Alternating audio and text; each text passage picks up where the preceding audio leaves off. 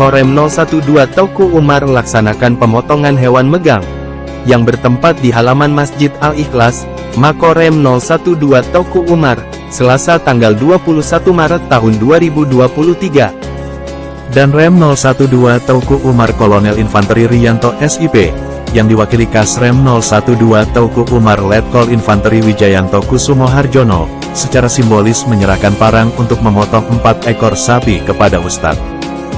Kasrem 012 Teuku Umar menyampaikan, kegiatan tradisi megang memang telah menjadi sebuah ciri khas masyarakat Aceh dalam meneruskan tradisi nenek moyangnya, untuk mensyukuri datangnya bulan suci Ramadan yang penuh berkah. Paur Bintal Korem 012 Teuku Umar Letda Infanteri Kardiar selaku Ketua Panitia, secara simbolis memberikan daging megang kepada perwakilan anggota. Selanjutnya dibagikan kepada seluruh anggota Makorem 012 Teuku Umar dan balak jajaran Korem 012 Teuku Umar.